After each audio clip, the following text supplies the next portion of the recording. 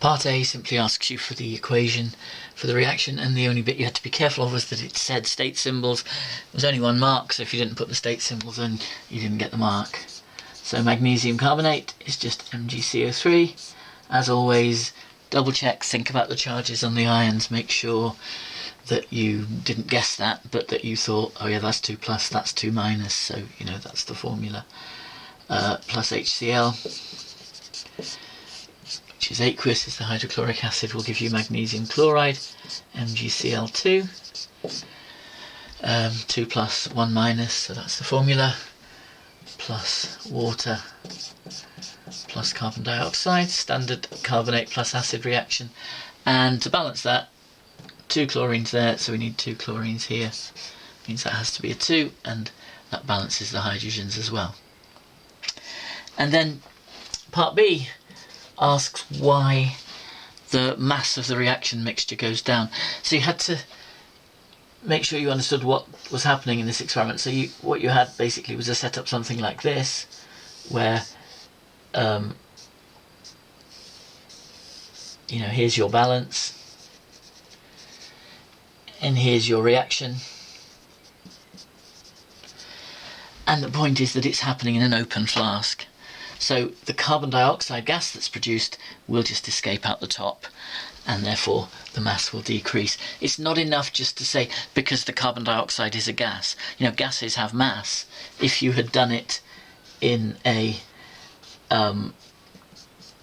sealed flask like that, the pressure inside would have increased, obviously, because of the gas that was produced, but the mass would have stayed the same. So it's the fact that it escapes into the air is what you have to say to make sure that you get the marks for that bit. Part C wants us to figure out the total mass of carbon dioxide produced, and then on the basis of that figure out how much magnesium carbonate must have been used reacting with the excess HCl. So the graph, the y-axis is the total mass of the reaction mixture, so that's going to be the reactants, magnesium carbonate and the HCl, but also of course the water that the HCl was dissolved in.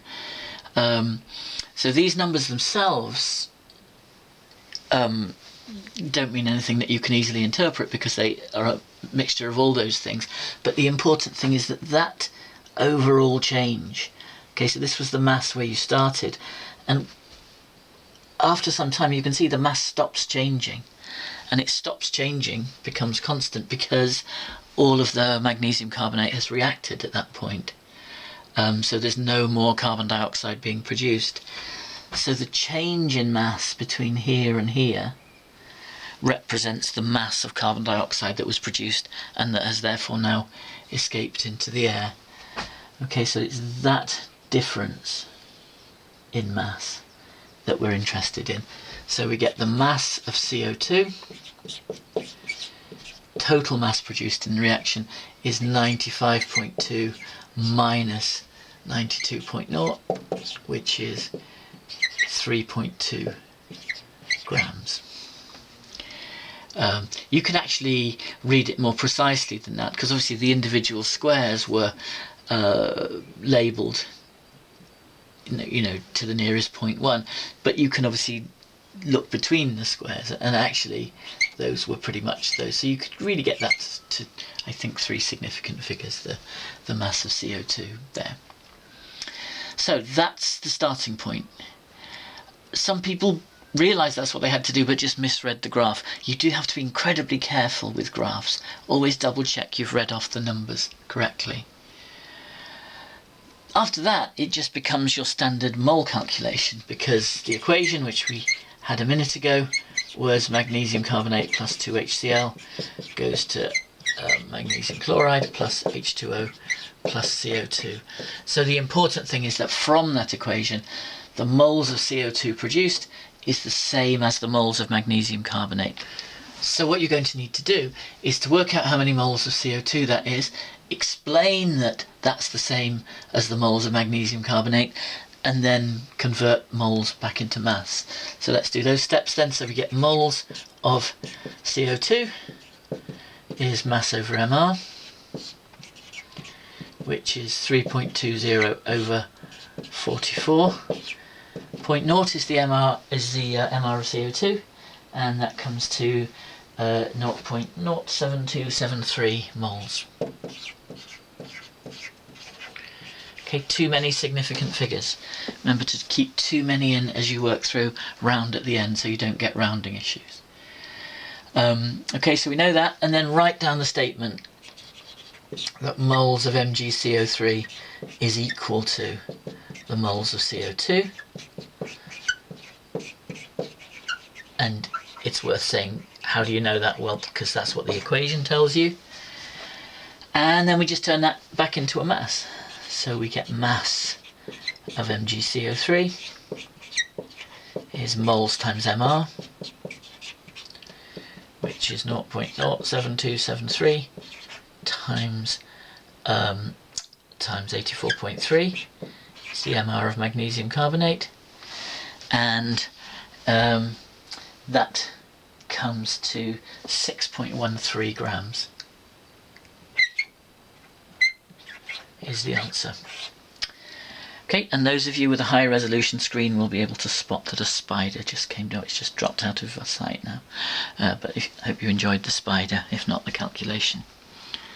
Okay, now the rate of reaction, remember, is the gradient of that graph, and because it's a curve, that gradient is constantly changing. So it's steep at the beginning where the rate of the reaction is high, and as the amount of reactant decreases, the rate of reaction decreases, and so the gradient becomes less steep.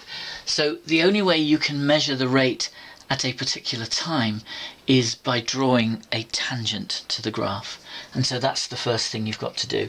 So it tells you to do that at a time of 1.5 minutes. Okay, so if this is 1.5 minutes here, what you need to do is make sure you're on the right line for that. So it's a good idea with your ruler just to mark a line along the time equals 1.5 minute line, and then you have to do your best to draw a tangent to the curve that just touches the curve at that point. Now, tangent drawing is quite difficult to do, and so they'll give you a little bit of leeway on this. You don't have to worry too much, but the important thing about a tangent is that it should be a line that only just touches the curve at that point. Okay, so it shouldn't cross the curve, so there should be no obvious daylight. You know, a line up here somewhere is no good. You can't have daylight there, and equally, you know, a line down here is no good either, because you can't have daylight there. So it's got to be just touching the curve at that point, and you have to try to make sure it's at that point rather than just at some point vaguely nearby. So it's quite a difficult thing to do on the board, but something like that. And what I strongly recommend you do, like I've done there, is to extend your tangent all the way to the axes. Lots of you, when you did this question, did something a bit like this, where you know, this was your curve, and you drew a tangent, and then you did a little tiny triangle like that to measure the gradient. And that's inviting imprecision to come in, because obviously by the time you've measured those two numbers, the sort of errors, percentage errors on those small lengths that you measure there are going to be much bigger than if you use the big triangle like that. So the rule is that you should try to use as big a triangle as you can when you measure the gradient of a tangent. So draw a nice long tangent like that. Okay, so the gradient is equal to the change in mass in this case, because mass is what's on the y-axis. It could be different, you know, it could be a volume of gas, or it could be a concentration or something, but in this case it's change in mass divided by the change in time. It's actually a negative gradient that we're measuring here. You can see it's going downhill, so strictly speaking the gradient is a negative number, but rate of reaction is always defined as a positive number, so we're going to ignore the sign just for the purposes of this calculation. So you just read off these numbers. Now when I drew that tangent, I got that it reached this axis at 94.6, and you can see this is 90.0. It's not 0. Quite a few people didn't read this and they just assumed that it was 0 at the bottom here, and therefore they got this change as 94.6. But of course it's not, it's just 4.6. Okay, so it's 94.6 minus 90.0 divided by the time. So it's that change divided by this change. And I got 6.2 minutes. 6.2 minus 0 as the number of minutes. And that comes out to be 0.74. The units, well, you can see that it was a grams change in mass divided by minutes change in time. So it's grams divided by minutes, which we write as grams per minute. The abbreviation for minutes is min, not m, that's meter. So if you wrote grams m to the minus 1, that would mean grams per meter, and that would therefore be wrong. Okay, so 0.74 grams per minute. As I say, they'll give you some leeway on that number, but that's the method. So you're going to get a mark for having a tangent that looks approximately right. And as I say, for making it big enough, if you had too small a triangle there, they're not going to be happy with that. And then the calculation and the correct unit. E then switches attention to how you might alternatively have done the experiment by collecting the carbon dioxide and measuring its volume rather than measuring the change in mass. So first of all, it asks you why you don't do it by displacement of water. Let's just be clear what we're talking about, because this is a kind of experiment that you might well come across. So you have your flask and you have a delivery tube coming out like this, stopper in the top. Okay, so there's your reaction mixture. And the idea of water displacement is that the carbon dioxide gas comes out through a delivery tube, and the delivery tube is shaped like this so that the gas escapes upwards, and what you do is you dip it in a tub of water, and then you have your upturned measuring cylinder here. Okay, so this is your measuring cylinder.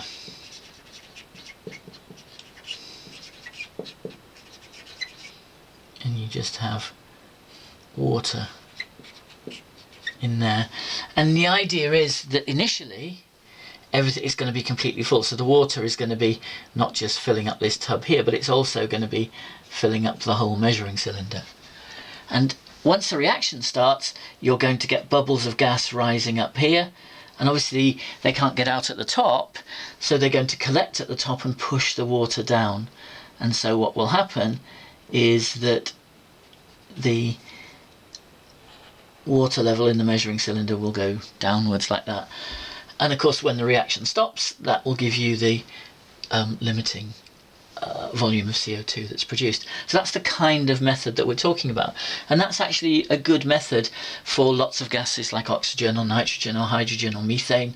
But it's not for CO2, because the problem with CO2 is that it's soluble in water. And therefore, as it bubbles up through there, not all of it is going to collect in the top, because some of it is going to collect in the water, and that's going to give you inaccurate values for the volume of gas produced. How are you supposed to know that? Well, it's one of those things, it's one of those bits of sort of, if you like, general chemical knowledge that they expect you to have. It's perfectly true that at no point in the course do you sort of learn as a fact CO2 is soluble in water, but they expect you to know that just based on everyday experience. You know, that's how fizzy drinks work, for example. Okay, so that's the answer, because some of the CO2 would dissolve in the water, so not a good method. So then it says, well, okay, if you're not going to use water displacement, you can use a gas syringe instead, and it just asks you to draw the apparatus for that. So same idea here, you have your reaction in a flask, delivery tube coming out, and on the end of it now, you need to put a gas syringe, which is going to look something like this.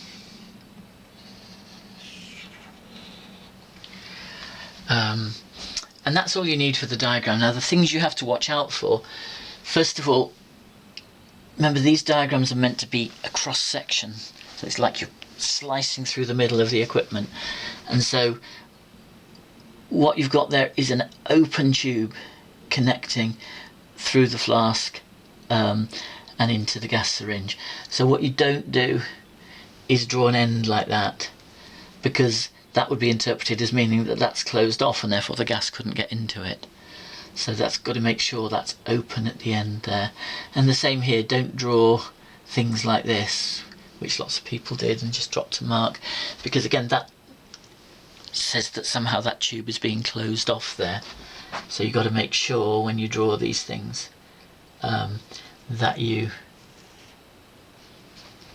where there's free contact between here and there through the tube, that you show it like that. The other thing is that the syringe should be horizontal, because if it's not, the pressure on the gas won't be atmospheric, because you can imagine if the syringe is angled down there, there's going to be a gravitational force pushing the plunger downwards, and that's going to increase the pressure on the gas. If it's down this way, it's going to decrease the pressure on the gas. And because we're going to assume atmospheric pressure for the calculation, you want to keep that horizontal, so there is no pressure issue there to worry about. Part 3 is quite an important kind of question, because one of the skills that you have to be able to sort of demonstrate that you've acquired over the course of your A-level is the ability to design a sensible experiment. So if you're going to use this kind of method, you're going to be limited by the fact that you can't just get a gas syringe in any old size. You know, they come in a limited range of sizes, and far and away the most common ones are 100 cm cubed, as it was in this question. So what that's going to mean is that the maximum volume you could possibly collect would be 100 cm cubed. If you collect more than that, you're going to have the stopper flying out the end, and obviously that's not what you want. So what this is about is calculating how much magnesium carbonate you want in here to make sure that you get less than 100 cm cubed. You don't want too much less, because obviously the smaller the volume collected, the more imprecise the data are going to be. So you want something approaching 100 cm cubed. That's the idea. So the starting point is, let's work out if the volume of CO2 is 100 cm cubed. We know how to turn that into moles. Okay, because the moles of gas is equal to the volume in dm cubed divided by 24.0 at room temperature and pressure. Okay, so long as you've got your syringe horizontal, the pressure should be atmospheric, and so that will give us the right number. So that's equal to 100 cm cubed is 0.1 dm cubed divided by 24.0, which comes to 0.004167 moles. Okay, and then as in the earlier question, we get that from the equation, this is the same reaction, magnesium carbonate and acid, moles of CO2 is equal to the moles of magnesium carbonate. And so we can therefore work out, which is that number, we can work out the mass of MgCO3 as moles times mR, okay, which is 0.004167 times 84.3, and that comes to 0.351 grams.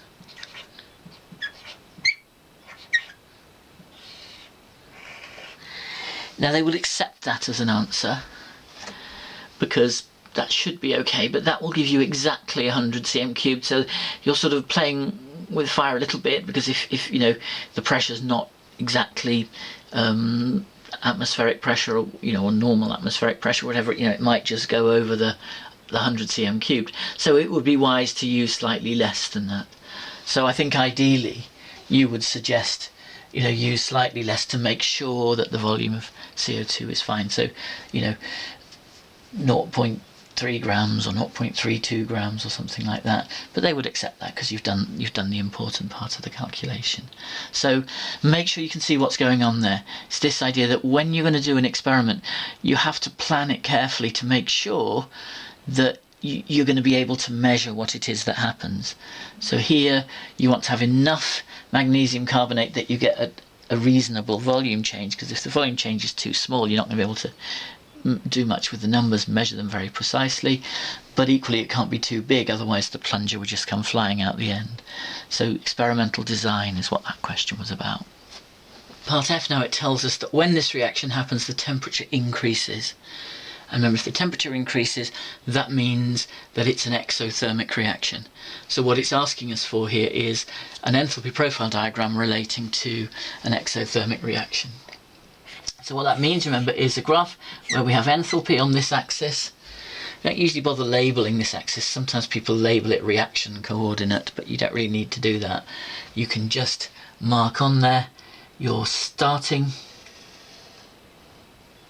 state at its particular enthalpy level, but you have to label it precisely, including the state symbols, because the enthalpy will be different if the states of the substances are different. So if you know them, you should always put those on. So this will be your magnesium carbonate, solid plus 2HCl aqueous. Now exothermic means that heat's given out, so that means there's less energy remaining in the system. So an exothermic reaction leads to a lower energy state. Delta H is negative, in other words. So that means that your final state is going to be down here. So if you're not yet really fully confident with that, you've got to make absolutely sure you know that sign convention, that delta H is negative for an exothermic reaction. An exothermic, you know that it's that because the temperature will have gone up. So this is your final state, which is the magnesium chloride, aqueous plus water, liquid plus CO2 gas. Now onto that, it asked you to mark the enthalpy change and the activation energy for the reaction. Now the enthalpy change is obviously this change here, going from the starting state to the final state. What you can't just do is draw a line, because the enthalpy change has a sign. Okay, it's negative, so that means that it has to have a direction. So when you mark these things on, they have to be arrows pointing in one specific direction. So that's delta H. Okay, it's going from magnesium carbonate forming the MgCl2, so that's the direction of the reaction, and because that's pointing downwards, that means it's a negative delta H. Now the activation energy is this idea that in between this state and this state there's some kind of reaction pathway. In other words, there's a mechanism for the reaction, potentially going through intermediates and what have you. But for these questions we keep it very simple. We don't draw any complicated profiles with lots of intermediate states. We just draw it as a single hill like that. And the idea is that this, if you like, is the average energy of the particles when they're in these states.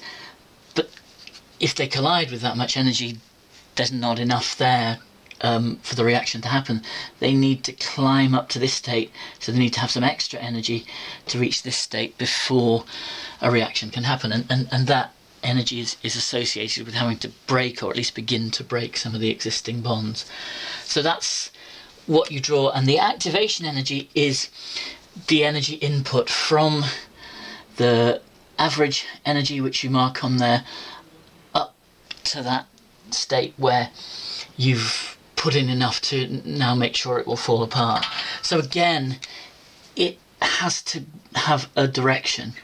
So the activation energy is that, so going from the starting average energy up to the top of that hill is the activation energy. And again, it's no good if you put a two-way arrow on there, because the direction is all important. It's going from there to there, so it's a positive number, the activation energy.